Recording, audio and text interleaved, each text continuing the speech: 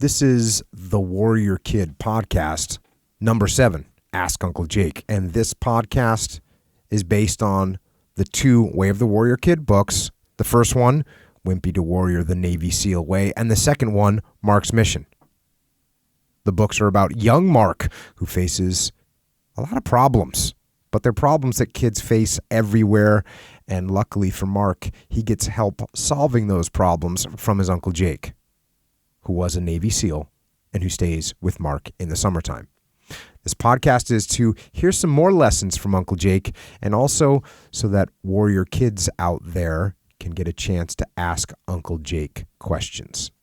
So here we go. Hey. This warrior kid starts off with hey, which is not a good idea. That's not a good way to start a sentence, especially when you're asking a question. When I was a kid, people said hey is for horses if you said hey. So don't say hey. So we'll cover that more at another time. But he says, I am 12. My name is Nick. What should I do if my friends are doing something bad and they want me to do it too? This is a very good question. Well, you should tell them, no, you are not going to do it, and that they shouldn't either. Now, that's a pretty easy answer, but it can be very hard to do this because of something called peer pressure. Peer pressure is when your friends try and put pressure on you to try and get you to do something that you don't want to do. They try and convince you to do something that you don't want to do. Now, sometimes peer pressure can be good. In the SEAL teams, we would put peer pressure on each other to train harder, to run faster, and swim farther. But sometimes peer pressure is bad. Your friends are going to do something bad, and you know it's wrong, but they are your friends, so you feel like maybe you should just go along with them. That's bad peer pressure. This is when you have to have courage and bravery. Now, usually when we think of courage and bravery, we think of soldiers or Marines or firefighters or policemen who stand up to danger. That's called physical courage or physical bravery because the hero is taking action and taking risk with their personal safety. But there's another kind of courage and bravery. It's called moral courage. That is when you stand up, not to danger, not to physical danger, but it's when you stand up for what is right, when you stand up for what you believe in. And you have to be brave to do that.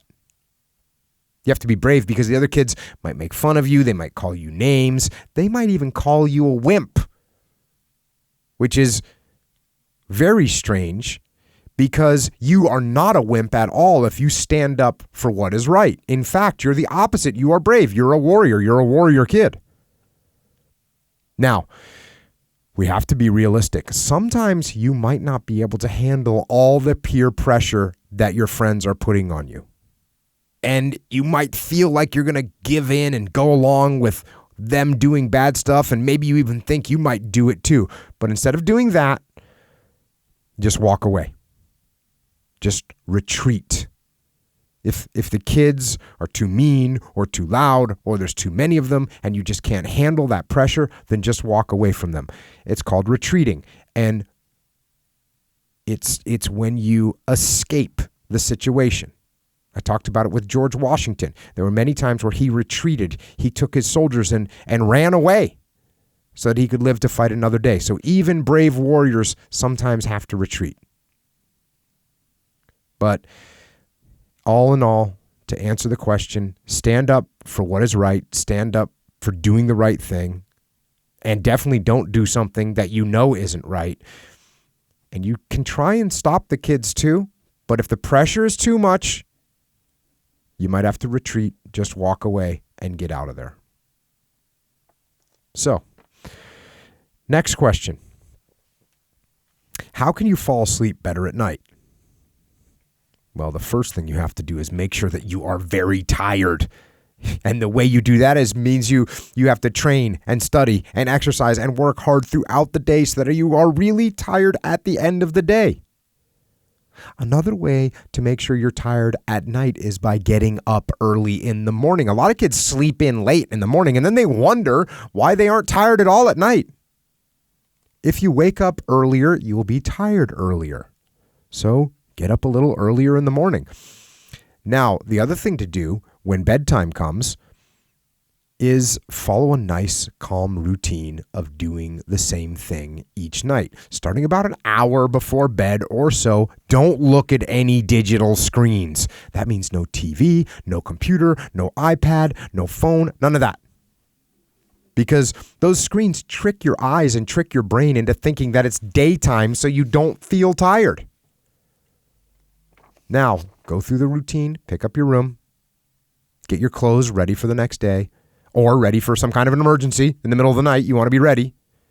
Get your backpack packed for the next day for school and put it in the position where you won't forget it. Then brush your teeth. Then floss your teeth. A lot of people don't floss their teeth. You have to floss your teeth for your gums to stay healthy, for your teeth to stay healthy. And do things like that and do them in order and calm down, and then go to bed and read, 5 minutes, 10 minutes of a book. And by the end of all that, you should feel tired. If you still can't sleep, shut your eyes and do times tables in your head until you do. That's my best recommendation. All right. Next, there's a 6-year-old warrior kid who wants to know, since you inspired Mark to be a better person, who inspires you? Well, first of all, I am inspired by my friends that died fighting for our country. From my task unit, SEAL Team 3 task unit Bruiser, I lost 3 friends. Mark Lee, Mikey Mansour, and Ryan Job, and they were incredible people and incredible warriors that sacrificed their lives for our freedom. And I have lost many other friends as well. And every day I wake up and those friends inspire me to work harder, to have more fun, to set a good example, and to be a better person, because they don't have that chance anymore. And I want to live a life that will honor their memory and their sacrifice. And I also get inspired by my family. I try and set a good example for them and make them proud. And I also get inspired by people every day that face struggles, hard challenges, but they never give up and they keep trying their best. And that actually includes a lot of warrior kids that are out there training and studying and working hard to be the best you can be. When I see pictures of these kids doing pull-ups or reading a book or studying flashcards or doing jiu-jitsu, that makes me want to do it too. So luckily for me, I have seen and I still see a lot of amazing people all around me, and that's what inspires me to be better. Next question. What if I go to jiu-jitsu class and try, but I don't get any better? And that question is from Jake. He's only 9 years old. But apparently he's training jiu-jitsu. So let me tell you, if you go to jiu-jitsu class, you are definitely getting better. But one thing that is tricky with jiu-jitsu is that it can be very hard to tell if you're getting better or not, because all the kids you train with are also getting better. So when you learn an arm lock, they learn an arm lock. When you learn an Americana, they learn the Americana. When you learn a double leg takedown, they learn the double leg takedown. And when your opponent knows what you're doing, it's hard to do it to them. That's why you don't feel like you're getting any better. You won't know you're getting better until you train with someone that is about your size and about your age, but who's just starting jiu-jitsu and doesn't know anything. And when you train with someone like that, you'll be able to do some of your moves because they will have no idea what you're doing. And that's when you can tell that you're learning and getting better in jiu-jitsu. So just keep training, keep practicing. You are definitely getting better, and you will keep getting better as long as you keep training. And the next question. How to deal with parents who aren't easy to get along with? Well, here's a little secret. A lot of parents are tricky to get along with. Why? Because they want you to do things that you don't feel like doing. And sometimes they need you to do things that you don't feel like doing, like washing dishes or folding laundry. But let me tell you another little secret. Your life will be much easier if you do get along with your parents. I used to have friends in the SEAL teams that didn't like their boss. And so they would argue and they would fight with their boss, and they would try and get out of doing things that their boss asked them to do, and that would make the boss mad, and the boss would yell, and the boss would make them do even more things, and the boss would punish them and make them stay late or take away their freedom or not allow them to go off of base for the weekend. So my friends would be miserable because they couldn't get along with their bosses. Every day would be pain for them. But you know what I did? If I didn't like my boss, I would be nice to my boss. I would treat my boss with respect. I would volunteer to do work so that he wouldn't have to ask me. I would pick the hardest jobs and get them done quickly and efficiently. And then my boss would be nice to me. He would give me the gear that I needed to accomplish my mission. He would send me on trips to cool places because he trusted me. He would give me freedom because I had discipline. He would take care of me because I took care of him. And you can apply that same thing to your parents. It will make your life a lot easier.